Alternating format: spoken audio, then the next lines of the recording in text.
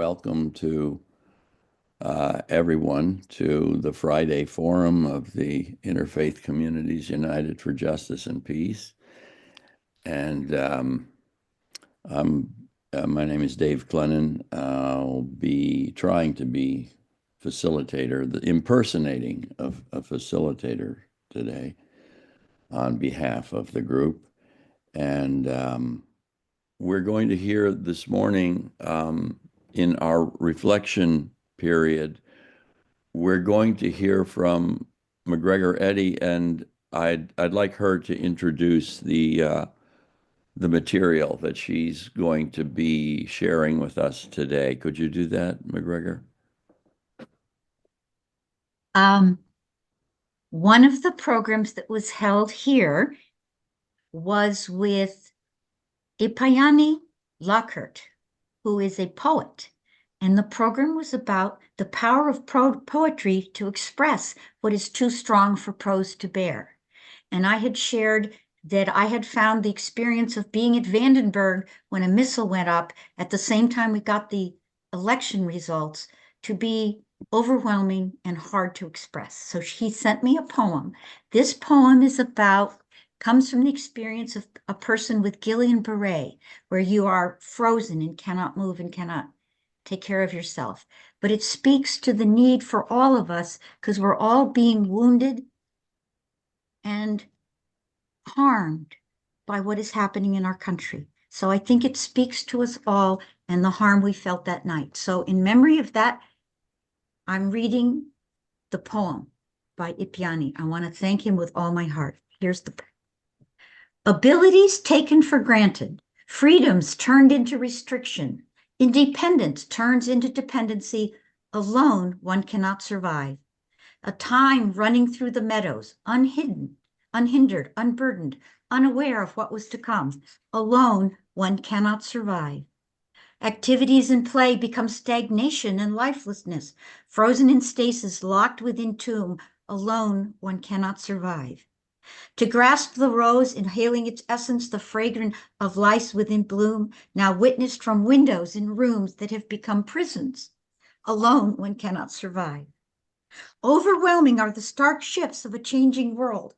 Tormented mind, attached to unresponsive instruments, the music plays no more. Alone, one cannot survive. Yet a light is rising upon unseen horizons. Glory is on its way. Together, we flourish. Depression, sorrow receding, death's black hold weakening, oblivion transforming into paradise. Together, we flourish. Squalor fading to decadence, lesser than ascending to greater than loathing, revealing gratefulness. Together, we flourish.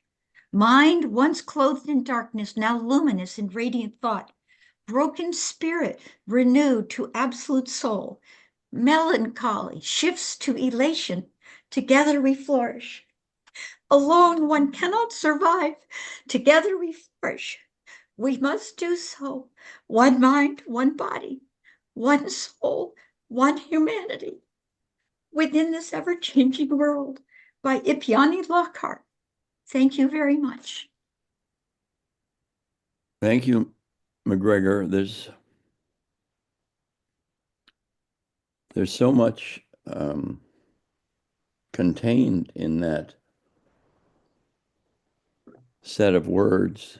It's almost too much to take in the first time, and I have an impulse to suggest that we hear the poem again in our closing circle.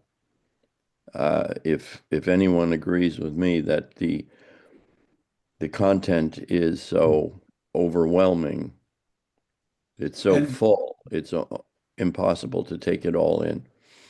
Dave, I'm asking reading. Rick here to put a link to it, if he has a direct link, in the chat, and we will put that poem out in full text on our discuss list to all people interested in ICUJP.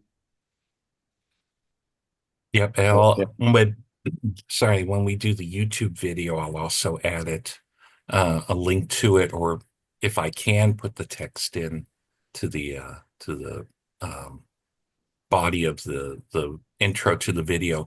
And I put in the chat the program that inspired Ipyani and McGregor. This it's called Poetic Care for All, a plan for everyone, anywhere on the spectrum, and it had Todd Boss, who is a poet, um, and another speaker on neurodiversity and the challenges of folks that are dealing with that. So, And Dave, if I may use this moment as chair to announce that McGregor Eddy has just been elected to the board of directors of ICUJP. We're so grateful to have her join the board. She's shown immense power and commitment to exactly what ICUJP stands for. And McGregor, we're so proud and pleased to have you on the board. And My honor. yes, thank you for joining us. And I remember that McGregor came all the way from the far north of California to attend our Regus Awards event several months ago, and I was grateful for that she enlarged our circle and our reach. So thank you again, McGregor. A few months ago, I read the book, The Threshold of Dissent, A History of American Jewish Critics of Zionism. This was a book I was searching for. This was a book I needed to find to get such a depth of history to this complex topic. Since then, I've been able to rely on Marjorie Feld's book in a piece I wrote about the conflation of criticism of Israel with anti-Semitism. Marjorie is a professor of history in the History and Society Division at Babson College. She's also the author of Lillian Weld, a biography, and another book entitled Nations Divided, American Jews and the Struggle Over Apartheid. I was grateful that Marjorie could join me as a co-host of Law and Disorder, the national radio show and podcast. And it convinced me that she needed to be at ICUJP and to share her research, her insight, and as an American Jew, her bravery in speaking up on a topic in which so many people and Jews have been demonized and silenced. So this is what ICUJP is all about. This is the forum to hear from insightful and compassionate people like Marjorie Feld. So welcome. My goodness, thank you so much. Okay. First of all, I just want to say, I first want to thank Steve and Rick and all of those who made this possible, and just say how humbled I am to be here in your presence. The sum total of the work done by this group is really inspirational. I mean, so many of us are feeling overwhelmed and not really wanting to look at our phones, though we have to, you know, for our personal and professional connections. But the news is harrowing, and it's really good to find community because, as we just learned, we can't be alone. Nothing is accomplished alone. So I'm really humbled to be here and appreciate the invitation. the presentation isn't that long. And it's sort of an academic presentation about the book. I feel like I should add that I've been in my adult life, I've never been without a membership to a synagogue. And I feel like I should say that I'm a member of Dorshei Tzedek, which is in West Newton, Massachusetts. My children went through the religious school there. My son has read Torah there. And both my kids were bar mitzvah there. And I feel an earnest connection to this material that I'm sure will shine through. And I also need to say that this book was begun 8 years ago, and I had no idea that it would be published into such an environment. But indeed, it is a heady time. Okay, so let me give you a little bit of background as to my own journey to this book. My interest in Jewish belonging has really animated my whole research career. In 2008, I published this book on Lillian Wald, and some of you might know who she is. She was a nurse and progressive era activist. She was a contributor to the New Deal social welfare policies. She was a woman suffragist, an immigrants' rights and workers' rights advocate. And I discovered in the archives that she rejected political Zionism. So she died in 1940, but in the early to mid 30s, she wrote some letters rejecting political Zionism. Past biographers hadn't mentioned this, and nor had they mentioned her pretty complicated relationship to Jewishness. And some of the people who claimed her and praised her in American Jewish history were really unhappy that I had mentioned these facets of her story. My second book, Nations Divided, was published in 2014, and it really began with questions about the role of Zionism and Israel in American Jewish political commitments, and this was in the second half of the 20th century. As I was sitting down to write it, Jewish groups and the Obama administration were withdrawing from the UN conference, the UN World Conference Against Racism, which was called Durban II, and this was in 2009, and it was because of statements made about Israel, among other things. These were very public conversations about how Israel factored into American Jewish and American global commitments, in this case to anti-racism and anti-colonialism, and how American Jews and Americans in general respond to criticisms of Israel. So then there was a dearth of scholarship that focused on these American Jewish debates. American Jewish history, which I majored in college, largely presented a consensus, and they made it appear that there was historically just unconditional American Jewish support for Israel. Oh, yes. In this book, I wrote about Jews who actively criticized both South African apartheid and American Zionism, who believed that Israel's alliance with apartheid South Africa stood in the way of American Jewish commitments to protest for apartheid. These Jewish intellectuals and activists, they pushed back against the equation of criticism of Israel and Zionism with anti-Semitism. Many of them wanted space within American Jewish life for earnest discussions and debates about Israel and Palestine. They saw a link between the absence of that space and the absence of mainstream Jewish groups from progressive struggles for justice.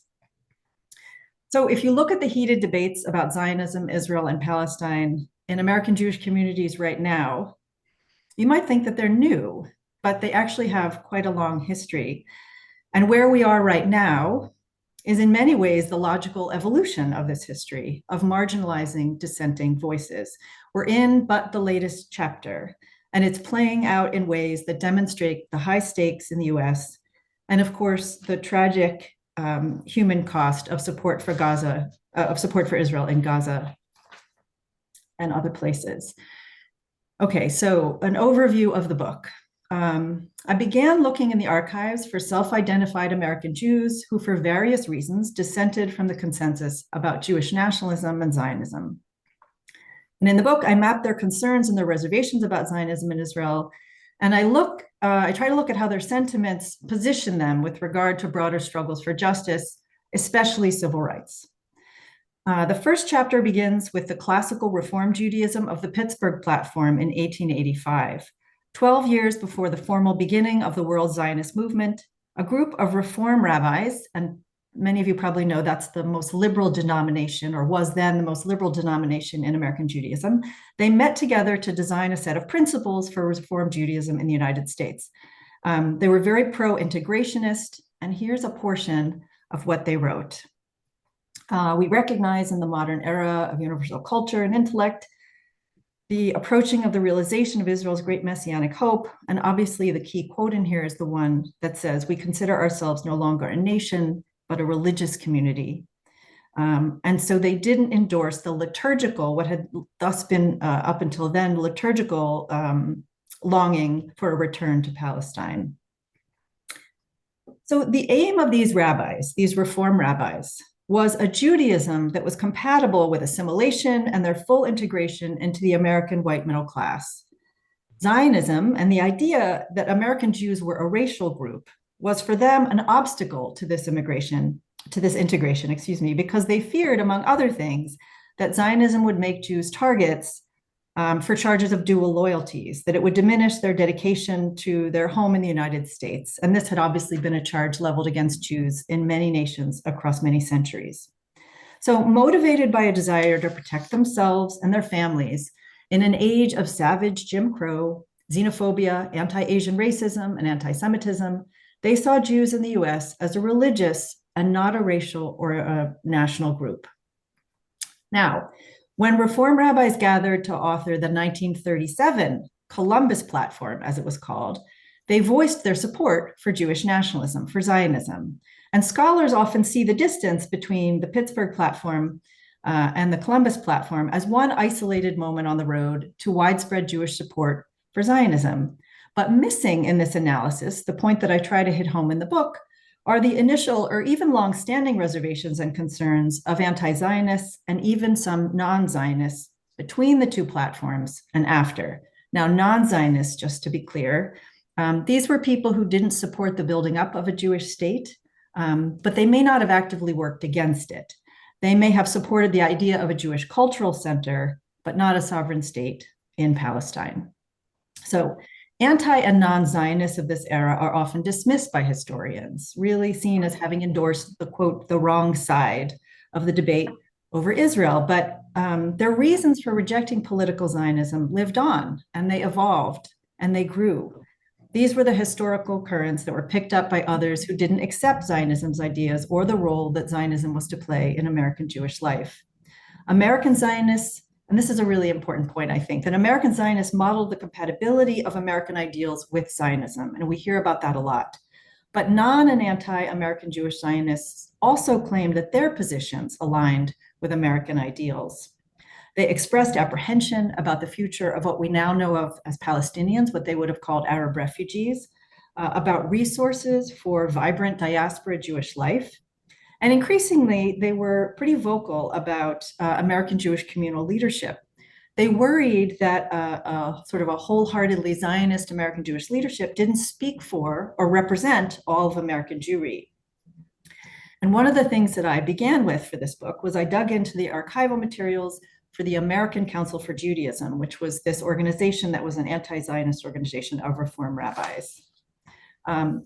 So it's the American Council for Judaism is often called the Council, and it was formed by these Reform rabbis in 1942 in response to the Biltmore Conference of American Zionists. Now, the Biltmore program gained widespread support from American Jewish establishment leaders because it was seen as a solution to the immense crisis of the Holocaust unfolding in Europe. Rising to a leadership position in this council in 1942 was Rabbi Elmer Berger. He was ordained as a Reform rabbi, and he was committed to anti-Zionist work in his pulpit in Flint, Michigan. This was in the late 30s. Then he became director of the council. He objected to Zionism because of what he saw as its betrayal of the principles of Reform Judaism, and because he believed that as Jewish resources would flow outward to Zionist organizations, that Jewish organizations in the United States would really stand neglected. The council's name suggests how it sought to, quote, save American Judaism from Zionist leaders and their ideas. Now, as you might imagine, the Holocaust fundamentally reshaped debates over Zionism in the mid and late 40s. Like other Jewish groups, council leaders supported liberalizing American immigration laws during the war. They worked with organizations to support the resettlement and relief of the refugees. And I remember, it's one of those moments I remember in the archive because it was really important to me that they had taken this position as people who cared about Jews and Jewish communal life.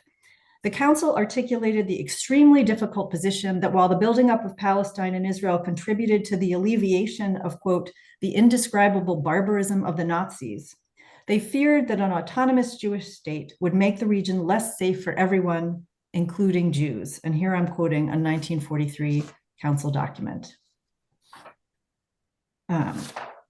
Some council members built on their critiques, and they sought to save American Judaism from nationalism on lots of different fronts.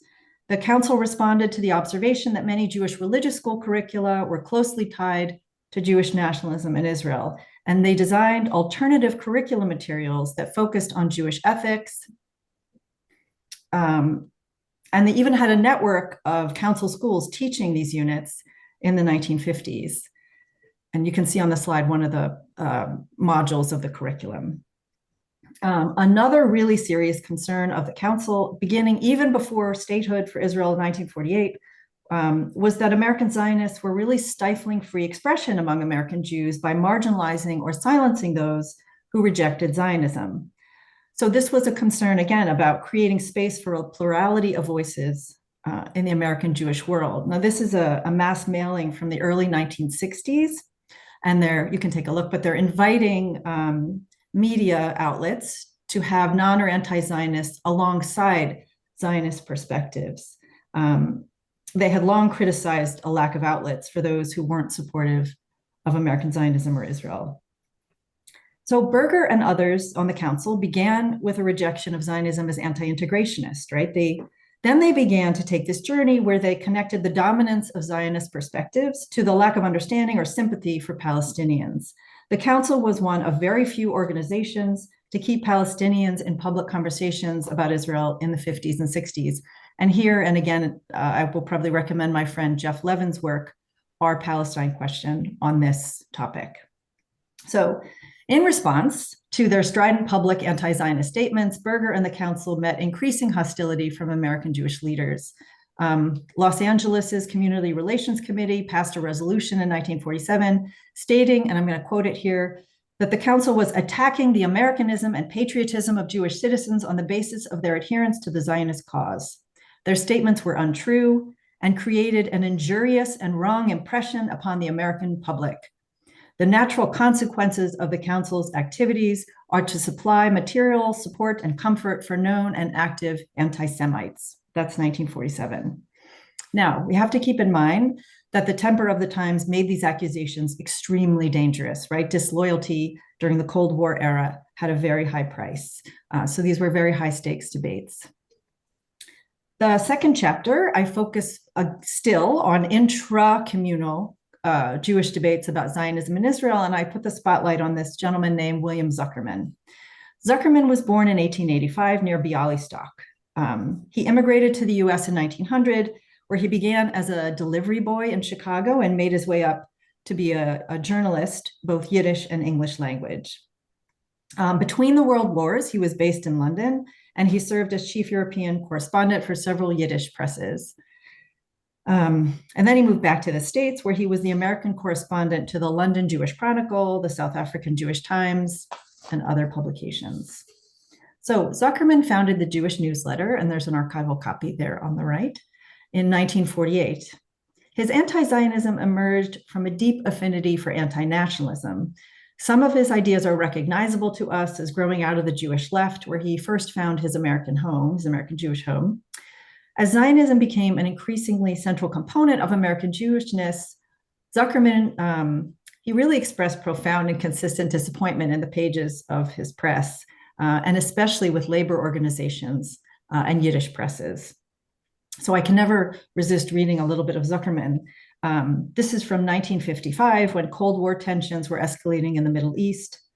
Any American Jew who doubts the sincerity of the Israeli politicians is denounced as pro-Arab, a partner of feudal barons, or an anti-Semite. The American Jewish brand of hysteria is entirely without roots in the realities of American Jewish life. It is completely artificial, manufactured by the Zionist leaders, and almost mechanically foisted on a people who have no cause for hysteria, paid by an army of propagandists as a means of advancing a policy of avowed political pressure and of stimulating fundraising. Here's 1957, a column called The Voice of Main Street.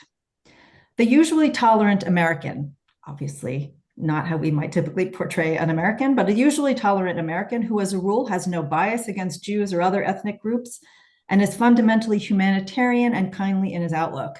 He does not approve of the moral attitude of the average Israelis who seem unable to realize that because they were once refugees themselves, they are justified in making refugees of other people in order to improve their own position. Now, clearly, a romanticized perspective of the tolerant American. But here and throughout his career as a journalist, he rested his strong critique of Zionism on part in Israel's treatment of Palestinians, right? Just as some council members came to do later in their careers. The Holocaust lessons weighed very heavily on Zuckerman. He had seen it up close, its beginnings in Europe. As they were once refugees, they should not make refugees of any other group. And now, one final, I promise this will be it, quote from 1957. Above all, the American cannot understand his Jewish neighbors in America, whom he's always known to be liberal and humanitarian on social problems, and who are still very vociferous on questions of social justice affecting their own group, yet fail to realize that a wrong has been committed against Palestinian Arabs by the Israelis and are placing their tribal emotions above universal justice.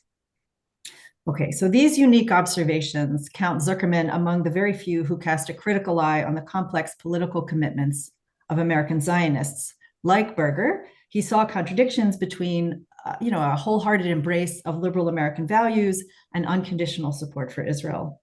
A few months before he died in 1961, he worried presciently that unconditional, overly generous support of Israel by American Jews would make theirs, quote, an emotionally and intellectually closed society, that Jews would absent themselves from campaigns for justice in the name of Zionism and Israel. He was labeled a communist, an anti-Israel, self-hating, and actually simply crazy on a few occasions.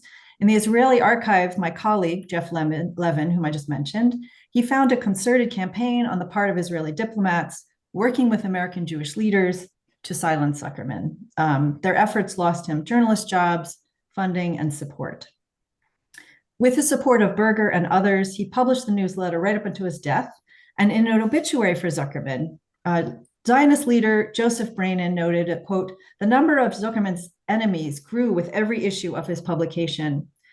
Though he was ideologically opposed to Zuckerman, Brainin wrote that he was sad that Zuckerman, a brilliant talent, was strangled, as it were, by the rigid, brutal sectarianism of American Jewish life.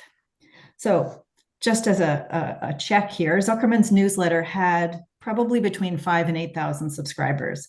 The American Council for Judaism had probably 20,000 members at its peak. But these are chapters in American history that run counter to the idea of a consensus among Jews on Zionism and its role in American Jewish life. So into the 60s, as mainstream Jewish leaders continued to emphasize the urgency of Jewish unity on Israel and Zionism, and they were really connecting it intimately to Jewish safety, anti-colonialist movement activists began to speak and write about Israel as a colonizing power. They allied with Palestinian rights. They noted Israel's alliance with France in the Algerian War for Independence, and then they criticized Israel as an occupier after the 1967 war. They spoke of Israel's alliance with apartheid South Africa. Black and Arab leaders in the United States, they taught within and they learned from these movements. To the longstanding debates within the Jewish community about Israel and Zionism came the insights of civil rights and other movement leaders. Now, because of the continued communal emphasis on unity, many American Jews didn't learn the story of the Nakba, right, which was the forced dispossession and expulsion of 750,000 Palestinians with Israel's founding. They did not know the history of Palestinians. Young American Jews who joined the civil rights and anti-war movements of these decades were often exposed to these lessons for the first time.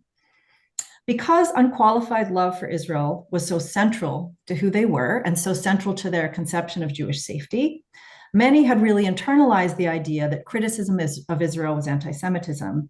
And they write and talk a lot about being, quote unquote, forced to choose between their commitments to liberation movements and their commitments to Jewish communal life or Jewish identity.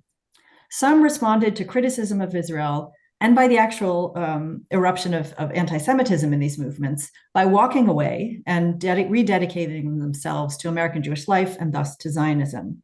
But others, and here I'm going to tell the story of someone named Marty Blatt, they remained in these struggles, and they attempted to bring these lessons to wider audiences, to remain in liberal and left coalitions and criticize Israel and American Zionism.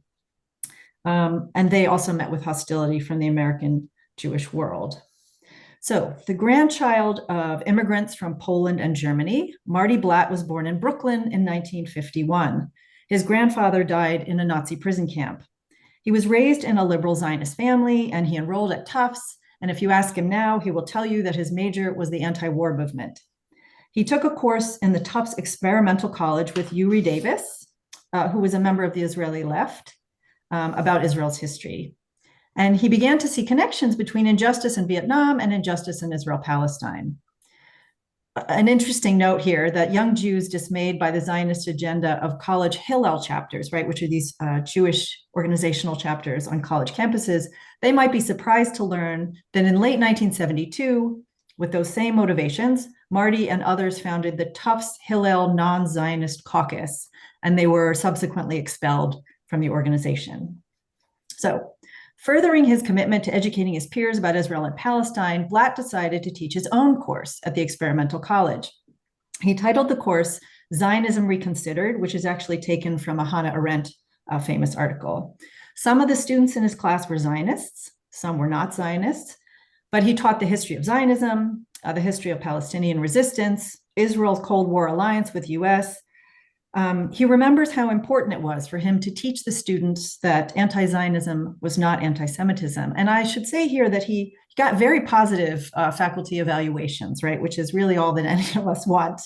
On March 13th, 1973, in the middle of his semester, members of the Jewish Defense League, a far-right, anti-Arab Jewish nationalist group, disrupted Blatt's class. They called it, quote, an anti-Jewish outrage. They passed out a flyer that read, "Not since Germany in the days of Hitler has any university dared to offer a course presenting a one-sided view of any national movement." Following this incident, debates erupted in local Jewish and non-Jewish press. I like this slide because it gives you a sense of what it's like in an archive, but also, of course, because it was an article written in 1973 about his case, as they called it. And the Phoenix was akin to the Village Voice. It was a kind of a hip Boston periodical. So Jewish leaders urged community members to write to Tufts leadership to shut down Blatt's Zionism Reconsidered class. Many of these leaders housed in the Tufts archive use apocalyptic language to describe the damage wrought by his class. They liken it to the destruction of the Jewish people. The Anti-Defamation League, whom I can see many of us are knowledgeable about, they began investigating Blatt, and they proposed a new Zionist course at Tufts and set up meetings with Tufts leaders. During the controversy, Blatt picked up the phone one day to hear death threats. Someone who clearly knew his family history told him, "Your parents should not have been saved." Though Tufts stood behind Blatt's right to teach the class for another term, the angry responses rippled outward for years. This is from the Tufts student paper. So, as I noted, the narrative of American Jewish history around Zionism is one of triumphalism. There's this march toward a consensus around unqualified support for Israel. The narrative erases those Jews, American Jews, like those in my book, like Marty Blatt, who criticize Israel and American Zionism. American Jews like Marty Blatt did not feel forced to choose, right? It wasn't easy, but he continues to work for justice within the Jewish community. And I will say that I was at an If Not Now event. This is one of the Jewish organizations working on the ground right now over the summer. And Marty was in the audience, which was both thrilling and incredibly nerve-wracking. He's a great guy, continues to work for justice. So to turn the focus to another liberation movement of the last century, the main narrative around Jews and feminism mirrors the same triumphalism. American Jewish feminists, mainly identified as women, held their faith in Israel so close as something so sacred and central to who they were. And again, I want to emphasize that many of these feminists equated Israel and their support with Israel with safety. Many of them had ties to the Holocaust, and they interpreted these lessons in ways that diverged from Marty Blatt. Many of them had no access to information about Palestinians, knew little about the realities of occupation after 1967. And when Israel was criticized, some self-identified Jewish feminists felt personally attacked. And they subsequently left behind their memberships in any coalitions where they felt this sense of danger. So this is probably a familiar narrative. The small bit of evidence that I put in the book is that of Jews on the left who formed their own radical feminist Jewish organizations and honestly just avoided the topic of Israel altogether. They knew it would be too divisive. In my second book, Nations Divided, I wrote about the 4 UN conferences for women, which were in 75, 80, 85, and 95, and how criticism of Israel alienated self-identified Jewish women who wanted to join coalitions for justice, for instance, the ones fighting South African apartheid and other forms of colonialism. Some Jewish women felt they couldn't join the anti-apartheid struggle because they really equated criticism of Israel with anti-Semitism. And for those who wanted to fight apartheid as Jews, they were honestly left with very few places to go.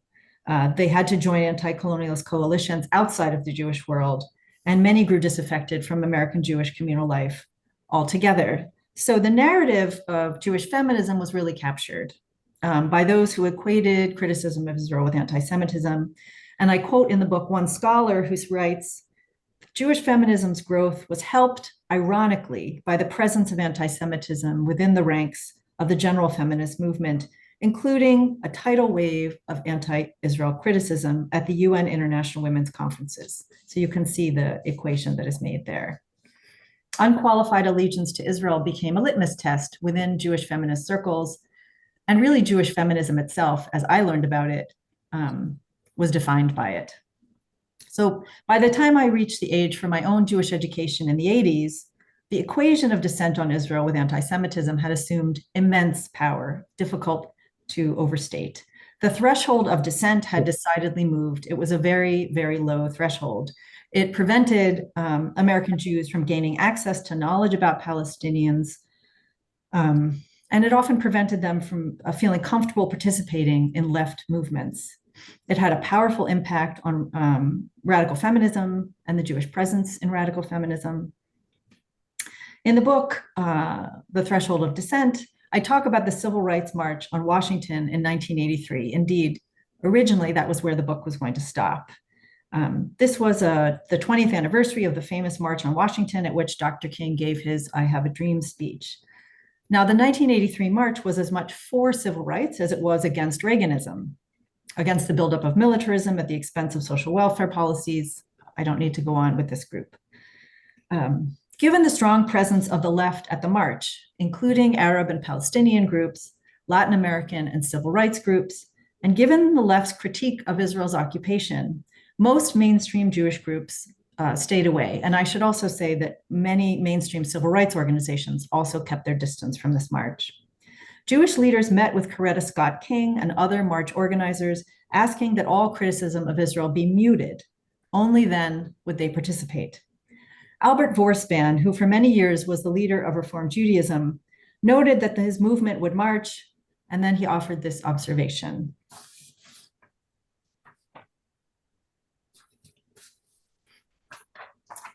In defending the decision of the Reform movement to join the hundreds of thousands of people who marched on Washington, Vorspan wondered about the cost of other Jewish organizations' absences from coalitions for change.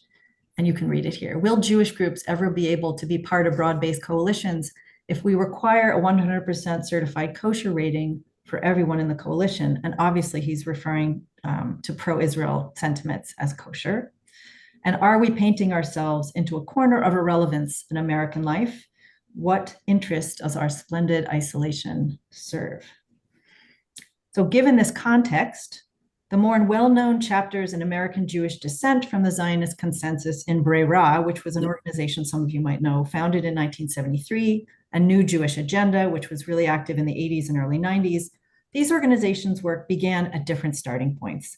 They had to first affirm Zionism. Non or anti-Zionism was no longer tolerated. Now, I just want to say that's not to say they didn't criticize Israel, but they did not start from a non or anti-Zionist platform. Both organizations met with ample resistance, and members speak to how they linked attacks against their organizations to their positions on Israel and Palestine. So those protesting Israel right now are but the latest chapter in the history of this threshold of dissent. The American Jewish community has a long history of centering unqualified support for Israel and Zionism and marginalizing anti-dissenters from the so-called consensus. They have long equated anti-Zionism with anti-Semitism. They've long analogized criticism of Zionism with the forces that aim to destroy Jewish life. And this has really had, as you know, a profound effect on mainstream Jewish groups' positioning on struggles for justice. And it's also had a decisive effect on the struggles themselves. Okay, so I want to talk briefly about more recent history, about the devastation in Gaza, West Bank. If you read the Threshold book, you'll find out that the brutal and deadly Hamas attacks happened just as the book was going to press. And NYU Press asked me to write a coda, which I don't need to tell you was very, very difficult. I wrote that the response of American Jews to these attacks and to Israel's ongoing destruction in Gaza, West Bank, is in some ways the logical outgrowth of the low threshold of dissent. If you haven't seen, or you haven't allowed yourself to see, Israel's historic brutality toward Palestinians, if you have held on to a fervent faith in Israel as keeping Jews and other people safe, then you might see symmetry in Israel's response to the Hamas attacks. You might see the killing of tens of thousands of innocent civilians as just, and indeed you might be surprised again and again at how Israel is sharply criticized for its human rights abuses. So right now we find real, almost unbridgeable chasms between those who feel this way and those who feel grief and anger. Perhaps everyone feels grief and anger. But there really has to be room for education here, for teaching people about the history of Palestine and Israel to try to bridge these chasms.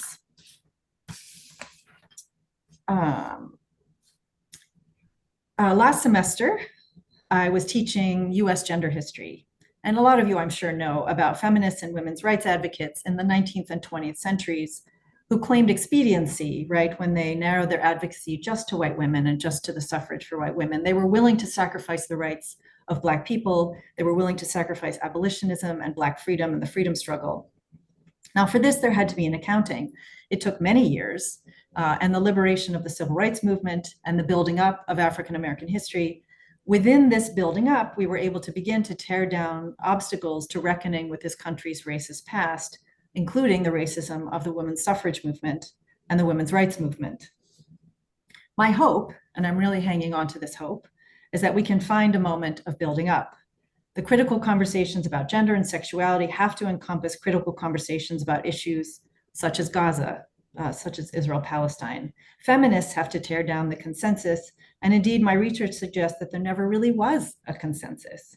So I hope that we can tear down the obstacles to reckoning with American Jews' fear of dissent on Israel.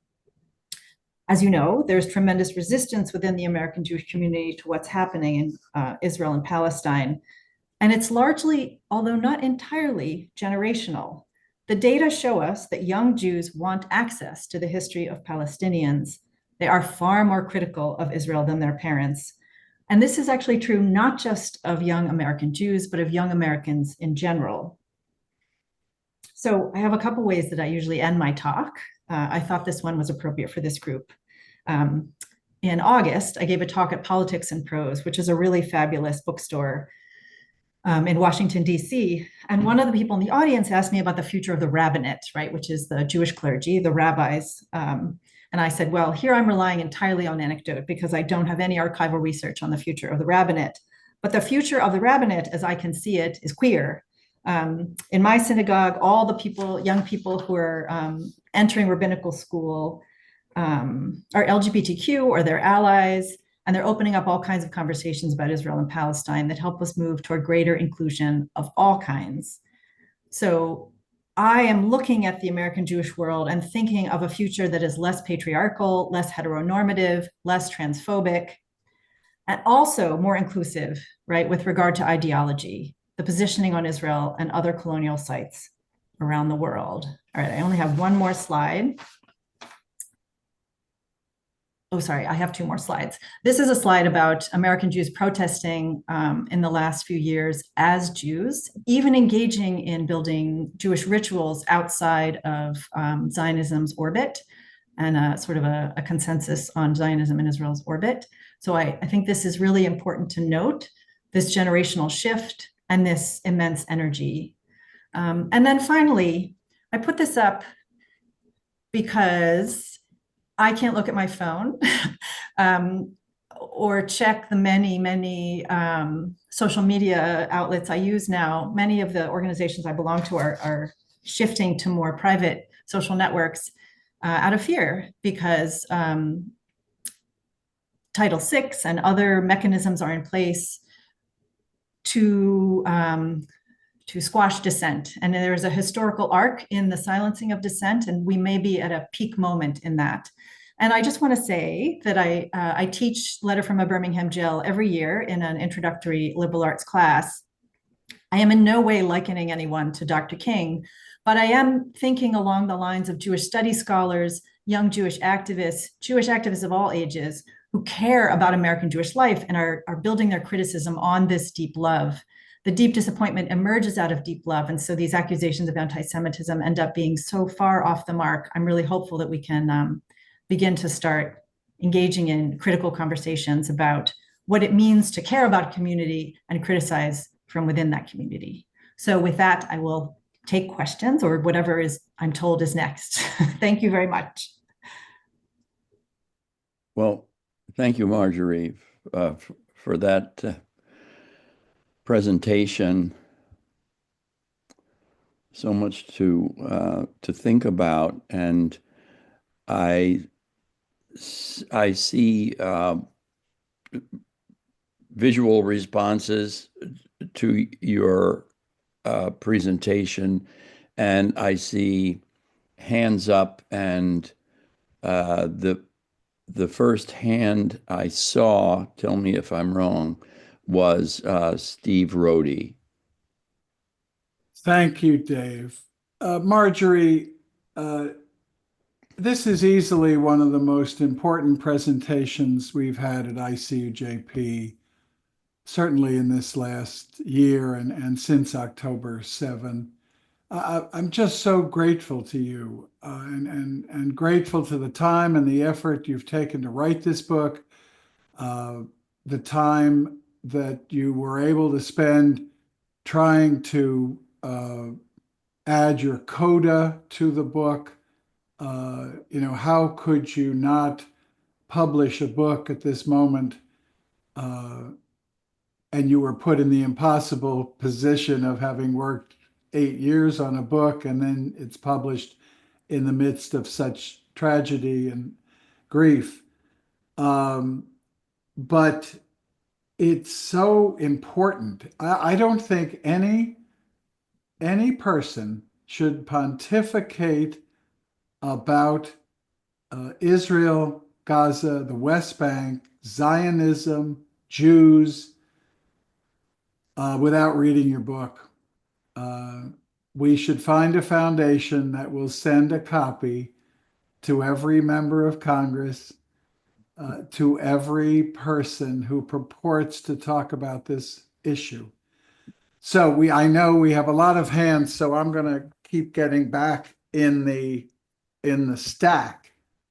But I want to ask you and bring this right to the present. Our colleges and universities are surrendering to the Israeli narrative in American life. And recently, I believe it's Harvard that collapsed in this debate by reaching a settlement with Jews and others who sued and made a complaint to the Office of Civil Rights over the protests and their allegations that there was discrimination because of anti-Semitism toward Jewish students. And Harvard University agreed to adopt the definition of anti-Semitism that was offered by the International Holocaust Remembrance Alliance, which said in its own definition that it was not meant to be an operative definition. It was a working process to think about anti-Semitism, but its own examples in that definition included criticism of Israel as anti-Semitism. And now we have that emblazoned as a Harvard and US stipulation. So please, if you would, take just a moment to let our audience understand the International Holocaust Remembrance Alliance and why its adoption by cities and Congress and Harvard and elsewhere is so contrary to the kind of history that your book talks about and that you've been trying to get across to our audience. Thank you. Well, thank you for your kind words, Steve. It's very much appreciated. I'm not an expert on the IHRA definition of anti-Semitism, but if you have to chart a moment when your phone blows up, when Harvard, settled, that was a moment for me and all of the networks that I'm in. There's a tremendous amount of, I can't even capture the level of anxiety among those of us who teach and write about Israel and Palestine within Jewish studies. Conferences, individuals, books, publishers, everyone is feeling that heat. Many of us feel, as perhaps many of you do, that the IHRA definition is in many ways is continuous with the long history of silencing those who dissent on Israel-Palestine. And I think what I try to get across in the book, and it's up to the readers to decide how well I do it, is how that agenda aligns with other agendas. And right now, the far right is really adopting this position, as it had really since the 1970s, that the Cold War buildup of military might and oppression of Palestinians and dehumanization of other groups is really key to that agenda. And so I would, it's often said that first they come for the academics and the librarians and the teachers. And we're in this moment now, and it's very frightening. At the same time, organizations like the Diaspora Alliance, Jewish Voice for Peace, If Not Now, there are organizations that are pushing back, and I'm placing my hope in them as we navigate these difficult times. Thank you. The next questioner that I see on my list is John Crampner. Thank you very much for an interesting presentation, Professor Feld. I'll note that we have 32 participants. I can't remember the last time that we had so many, so it's obviously a subject of great interest. My question is this. It seems a little, I don't know, kind of paradoxical for me that a lot of these right-wing voices who are pushing this, IHRA type definition of anti-Semitism don't traditionally strike me as the greatest beacons and Knights Templar of tolerance and inclusion. And so I'm curious if any research that you're aware of has been done on the extent to which these right-wing promulgators of kind of bogus anti-Semitism, the extent to which historically they've been shown to have displayed anti-Semitism. Yeah, that's a terrific question. And you really, I guess a measure of the times is how far you have to look for those journalists who are bravely sort of outing, the people in Congress and lobbyists who purport to represent Israel as key to Jewish safety and yet have been on the record consistently with anti-Semitic statements. So I can't say off the top of my head some great scholars. I will get back to Steve and Rick with some scholars, because I think that the period to look at would be the 70s and 80s, when the evangelicals really, and the evangelical right, I need to qualify, really came into eschatological reasons for endorsing Israel, sort of aligned with political positions that brought this group into the sort of the pro-Israel camp. And I see, in many ways, we're seeing it's continuous, but it's also really flourishing, those alliances right now. And I mean, it is paradoxical, it is complex, and also in some ways kind of breathtaking that American Jews, whom we all know, yes, Marcy, I agree with you. Christian Zionism, in the view of Christian Zionism, Jews actually burn up at the coming of the Messiah. So it's not a Jewish-friendly eschatological vision. Nonetheless, it is one that when American Jews endorse Zionism wholeheartedly and without any qualification, those people, even people that I know in my everyday life, will ally with these people, even just on the issue of Israel, even though it contradicts their positions on choice and social welfare and immigrant rights and workers' rights. So it is a paradox, and one that I don't have a straight map of or answer to. Our next question comes from Louis Watanabe. Well, thank you so much for this presentation, Professor Feld, because this is, I guess I've been searching for this kind of information. I'm actually on the board of the West LA Democratic Club, and I manage our Facebook page. And one day I was posting about Netanyahu meeting with Republicans. You know, I thought, oh, this is something important, and I posted it, and I got questioned by somebody that was a representative of some Jewish Democratic group, and I basically fended off the questioning by saying, well, first of all, this is a mainstream newspaper report, and you know, it's not the only article that was out there, and I said that I've had journalism experience, and I fended it off that way, but it made me very aware that even within small democratic groups, that we're having somebody that seems to be minding our business.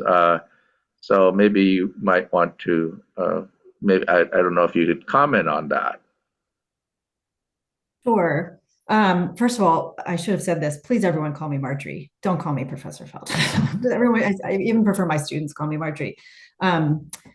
I will say, this is I think, also in the coda, that in November 2022, when Netanyahu came into power, and I'm sorry for your experience, it may be around that time that this happened, there was a brief minute, right, when American Jews who had long been loyal to Israel, and I'm thinking in my head, of course, about friends and colleagues I have with whom I never talk about Israel and Palestine, approached me with deep criticism of Netanyahu and concern for the people in his cabinet who were avowed homophobes and just terrible sexists, Smotrich and others.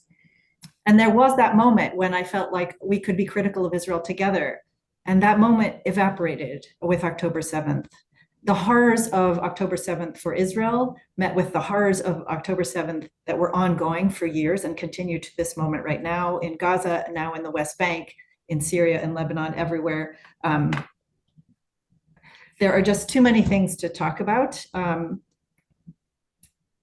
And yet we can talk about none of them. Any engagement with criticism of Israel as a colonizing force, or even just as a sexist, brutalist military regime, are rebuffed and seen as threatening. And I think we're living in a time when people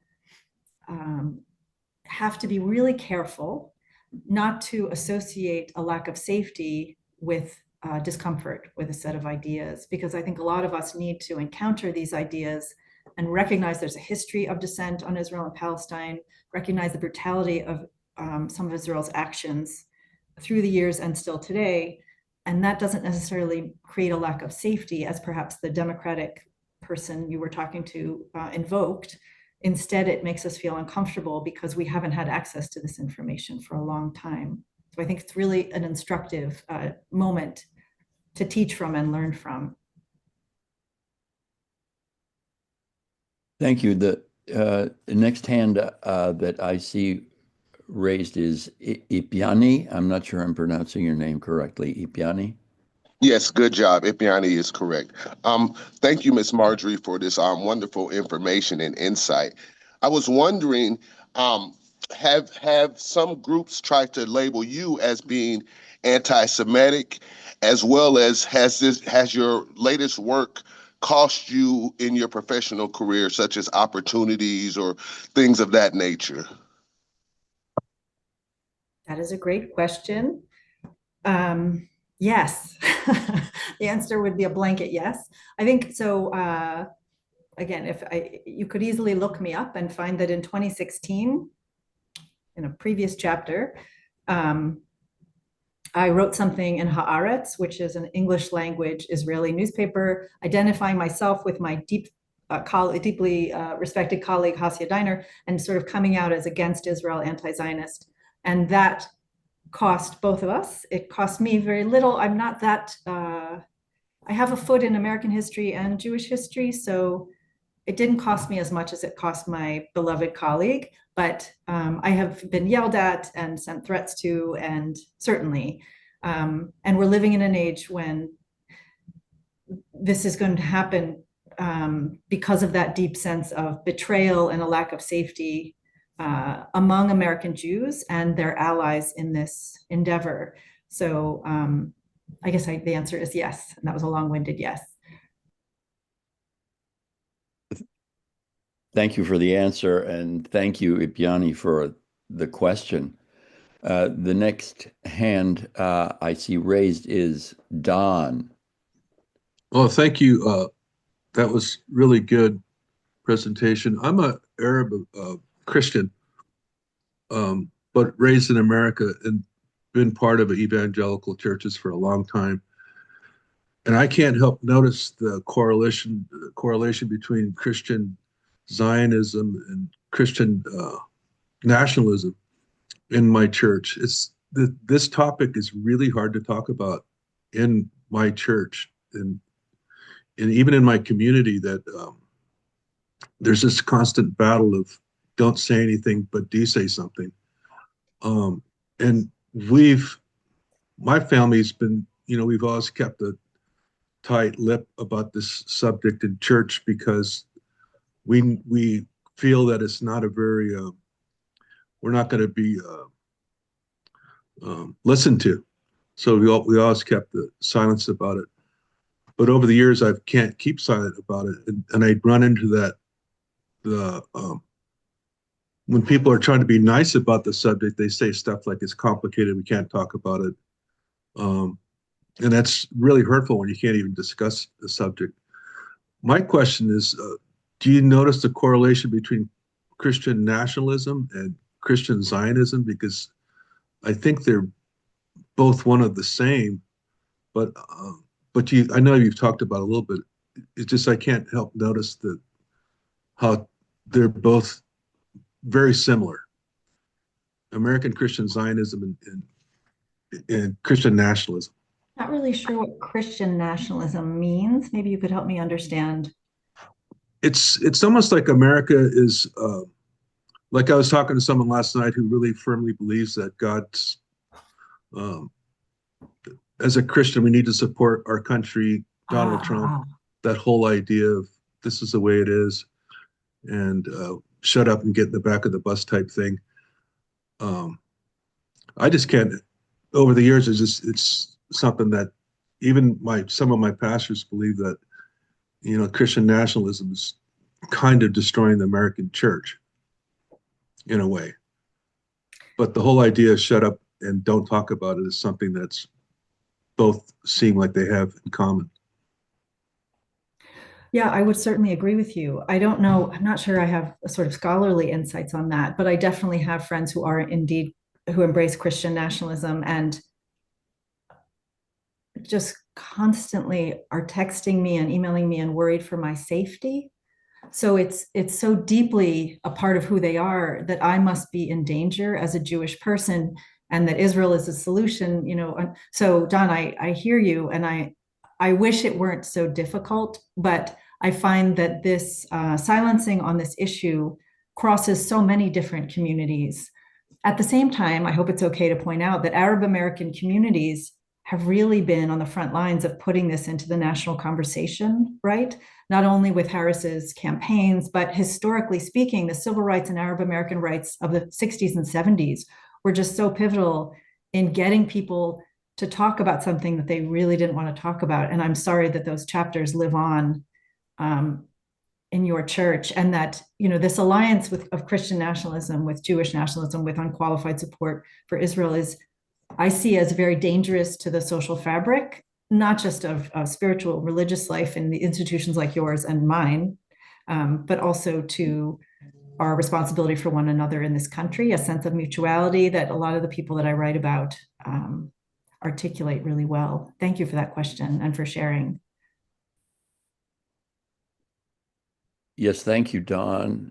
And maybe a quick footnote about Christian nationalism. My understanding of it is that the United States of America should define itself as a Christian nation, and the morality and the traditions of Christianity, particularly I think the evangelical variety, should dominate the discussion of morality and behavior and ethics in the United States. And I think Chris Hedges has a good deal to say about that.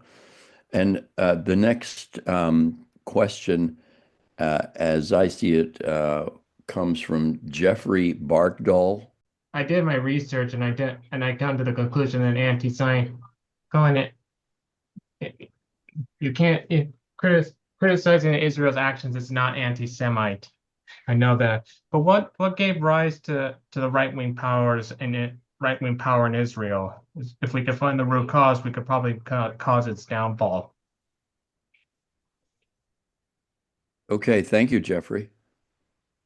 Yeah, that's a great question. Again, not a scholar of Israel, but I think that the rise of the right in lots of different places can be traced to a really strong sense of social economic vulnerability among different populations. And a lot of the data I saw around the time Netanyahu was elected indicated that a lot of the people who voted for him and supported Smotrich and other far-right leaders had grown up never knowing anyone who was Palestinian.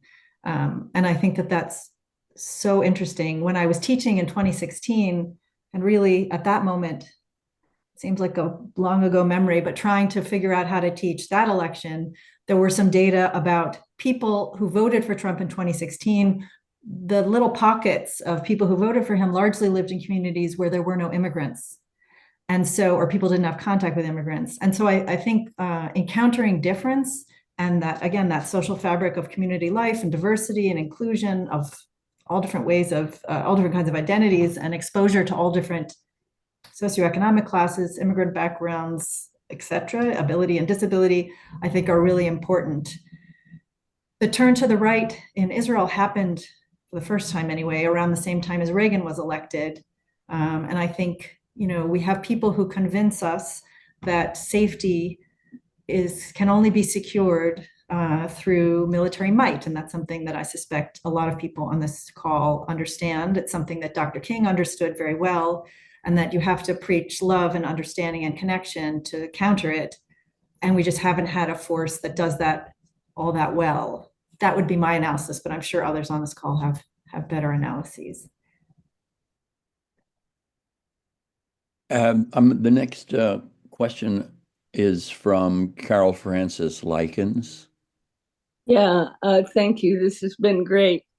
I'm wondering if it comes up when you talk to fellow Jewish people about the concept of we need Israel to be a safe place for Jews to come to as anti-Semitism rises, because obviously more Jews have been killed in Israel on October 7th and anytime since the Holocaust ended.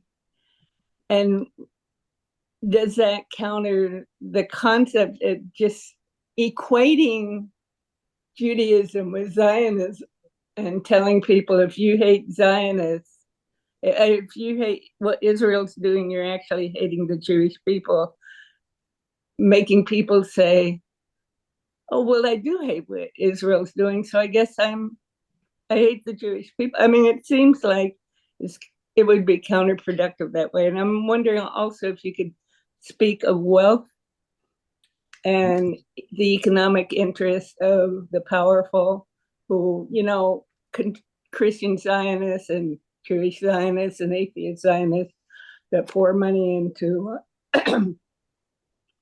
AIPAC and such. And was that true in the early days that you talked about? These are really good Thank you. questions. Of course, no, it's a great question. I'm not sure how to answer the first part exactly. I will say that the first groups I talked to were Jewish groups, and there were my own synagogue, which obviously, well, maybe not obviously, but is a pretty friendly group. It's a left-leaning liberal group. And there were tears, I think, because a lot of these people hadn't been exposed to this dissent or the history of this dissent, both actually. Many of them are wrestling with their kids. A lot of their kids went to religious school with my kids. And so some of them felt on Rosh Hashanah and Yom Kippur, which are the Jewish holidays in the fall, they would come up to me and talk to me about trying to reckon with the history in order to be able to connect and understand what their children were experiencing as Israel's brutality and their own sense that Jewishness equals loyalty to Israel, right? So I guess I would answer it by saying that I think there's a big hole in American Jewish life because so much money and energy and programming has been around Israel and Zionism, and that there's a cost for that. And so a lot of people look to Israel as a thriving Jewish center because they don't see that much thriving in the States. But the counter example, right, is emerging right now when there are a lot of young Jews who want anti and non-Zionist Jewish ritual, communal life. They want to build schools, they want to have a movement, have denominations of American Judaism that are safe in the States and also safe from propaganda and sort of indoctrination with Israel and Zionist ideals. So I guess I'm sort of taking a generational approach to answering your question. It's very, I mean, and let me say this, I should have said this at some point. I always, if I'm teaching young people, I begin with the fact that I can name right now at least 10 people in my synagogue growing up who had numbers on their arms and who were, Auschwitz survivors of other camps. And that's really important to the person that I became, because people who grew up in the 70s and 80s, and perhaps some of you, we were told that this could be our fate if it weren't for Israel. And so the fading of Holocaust memory finds a lot of us floundering and wondering, what do we do to keep Jews safe? And there has to be a reckoning with the fact that Jews are actually pretty safe in the United States. That the Hamas attacks, to some of us, not all of us, demonstrate the lack of safety in Israel and of military might in general. And now I've forgotten. Oh, the second part of your question. I'll just say that there was, I think it was Jewish Current. Somebody just put something on social media about Microsoft and how much Microsoft is benefiting from this war on Gaza and now at West Bank from Israeli military movement right now in general. And so I think that says a lot. I think that if you trace back, Cal Francis, if you want to talk about the 40s and the 50s, it was the moneyed classes that were moving into Israel, right? Kibbutzim, the collective living arrangements were founded on stolen land and had this idea of collective living, but it was corporations that were moving in and getting wealthy. And certainly in the 60s and 70s, that was the case. So we're seeing the logical evolution of that now with the giant corporations, that build weapons, making a fortune off of this war. And those who are dispossessed and disenfranchised are the ones on the front lines. Thank you. The next person on our list is Robert Corsini. Hello, hi. Marjorie, again, thank you for everything you've done here. What you state and represent and lay out for this group of people in particular is at the core of all of us and who we are and what we've committed our lives to do. And to see that consolidated here is very powerful. So thank you for that. I've had a lot of experience. I'm very emotional about it right now. In Palestine and Israel, working with peacemakers, grassroots organizers.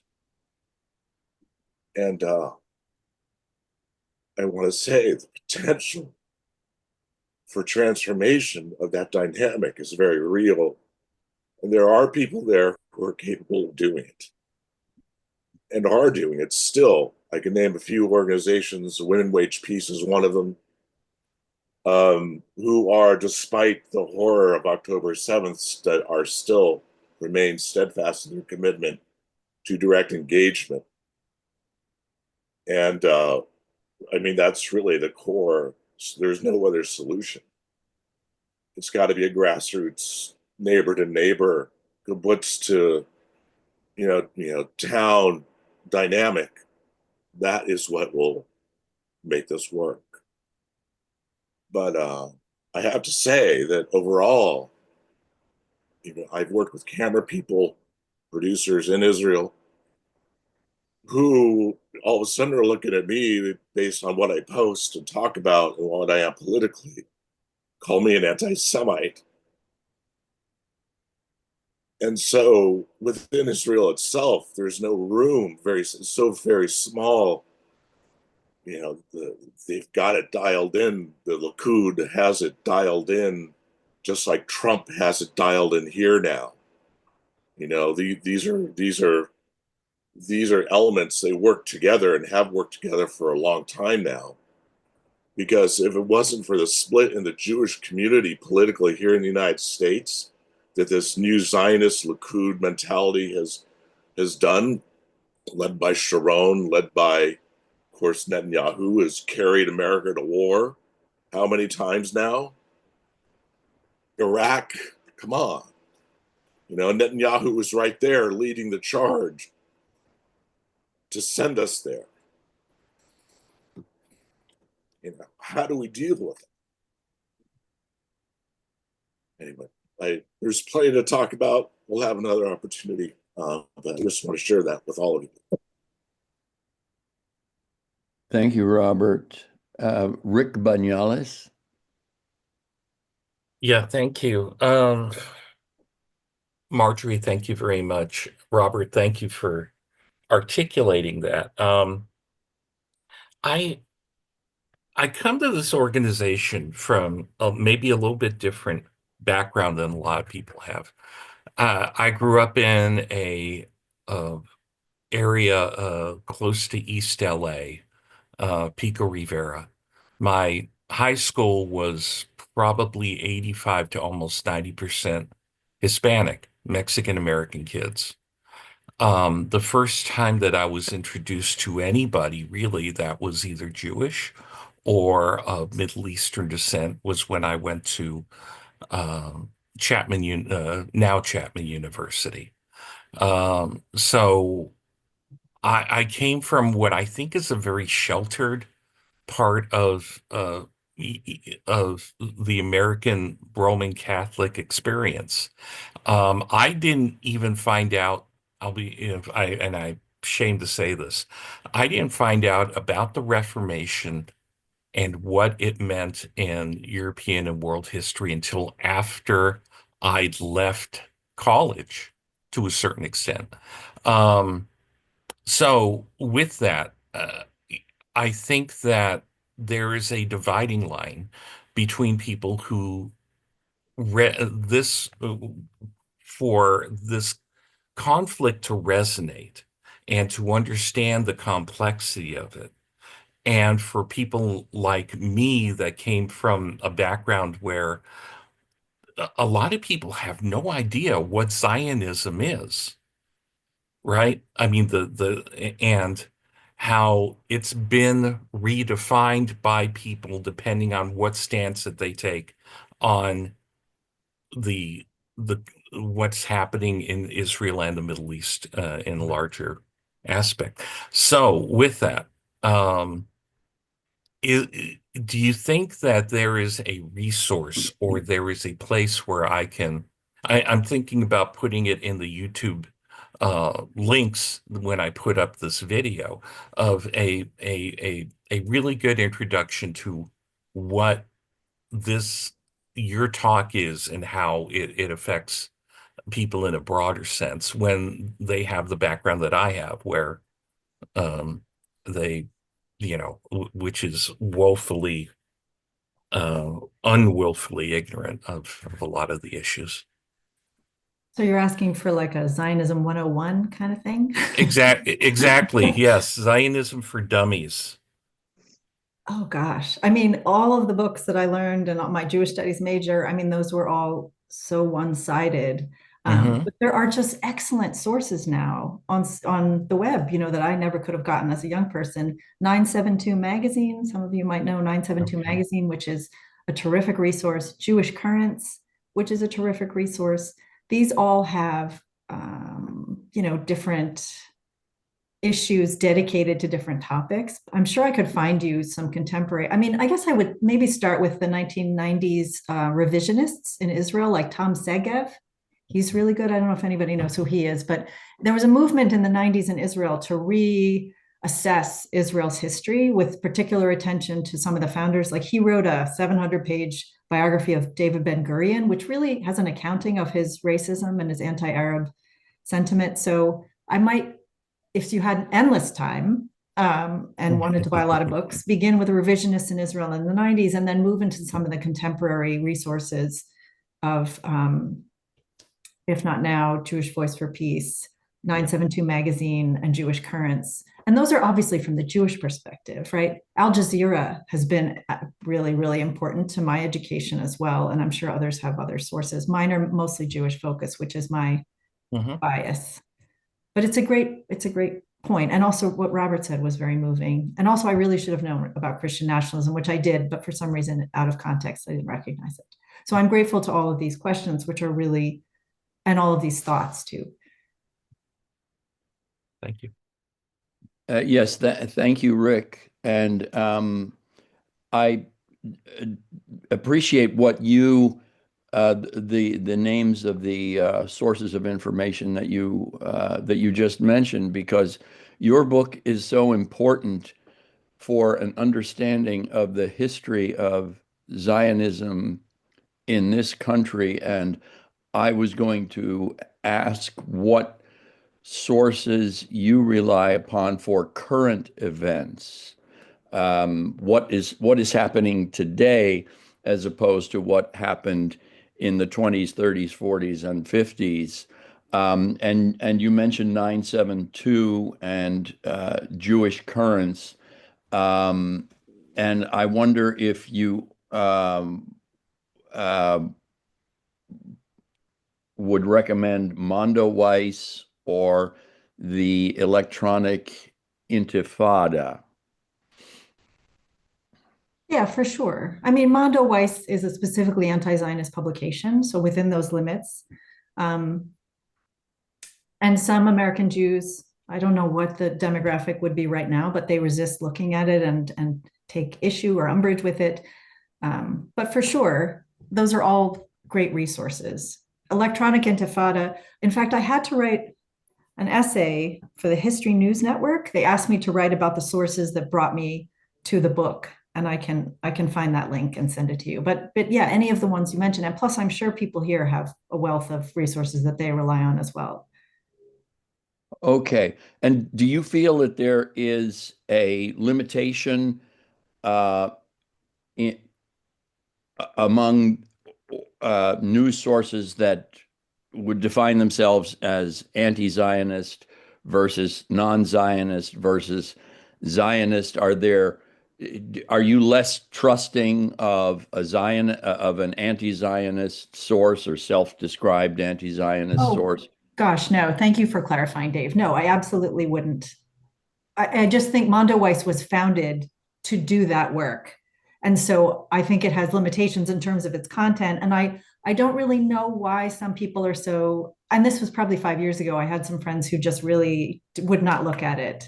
And they were probably liberal Zionists at the time, but the center is moving very rapidly, or maybe it's just blown to bits. I'm not really sure. I hate to use a metaphor like that, but maybe the center doesn't really hold anymore. So I think 972 Jewish Currents, those are and Electronic Intifada and Al Jazeera are the sources that I rely on. In addition to Jewish Voice for Peace on Instagram, I don't know if some of you have Instagram, they're a great resource. Well, thank you for the vital work you're doing. I'm really horrified by the hold that the Zionist lobby has in this country and on our institutions. But I wonder about this term of anti-Zionism. I'd like to know what it means to you, because it seems to me, I mean, this may be weird, but it seems to me one can support great, meaningful, and effective criticism of Israel and support boycott and divestment without defining oneself as an anti-Zionist, thinking that one needs to curb the behavior of Israel without doing what anti-Zionism might suggest, which is the lack of legitimacy of any Jewish national entity in Palestine.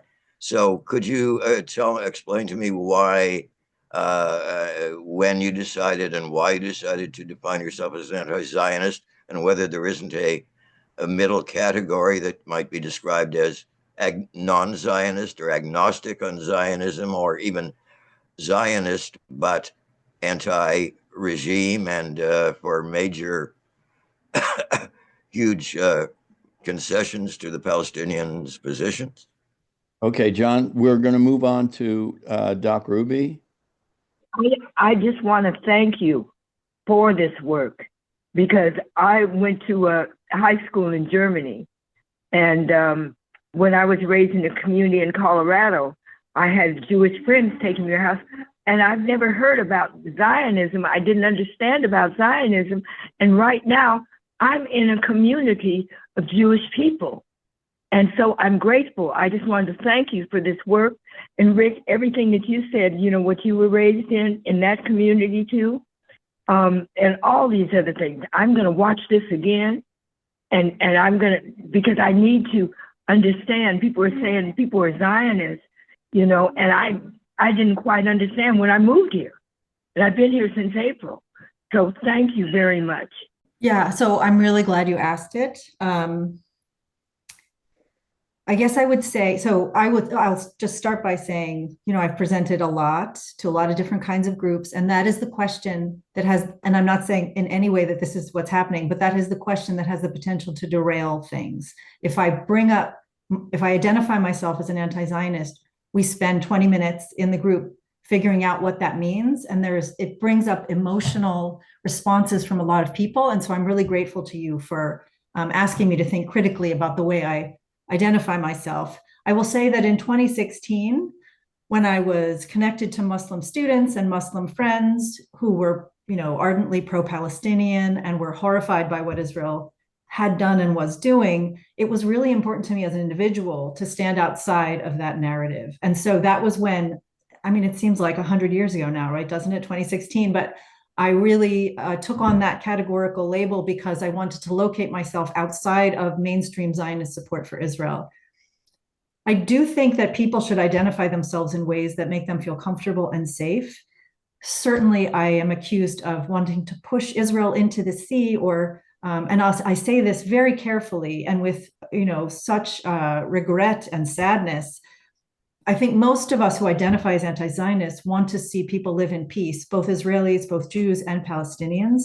And the anti doesn't negate the possibility of peace. In fact, what we think of it as encouraging it, as fostering the end of ethno-nationalism in Israel and the beginning of living together more peacefully side by side. But it is something that derails, and I certainly agree that you can be pro-BDS, you can be anti-Netanyahu, you can be whatever, wherever you locate yourself on 10,000 different intersecting spectrums, and not identify as an anti-Zionist. I think that's perfectly within the realm of the possible. And we need all kinds of support for making Israel more peaceful and opening up conversations here if we're going to keep people safer. So thank you for the question. Steve? I had a longer question, but we need to wrap it up. Most of the people on this screen know what I'm about to say, which is that, Marjorie, you are now a card-carrying member of ICUJP. Your membership is fully paid up and is a lifetime membership. I think we're going to have you back, perhaps sometime later this year, to take account of where we are in this country and elsewhere.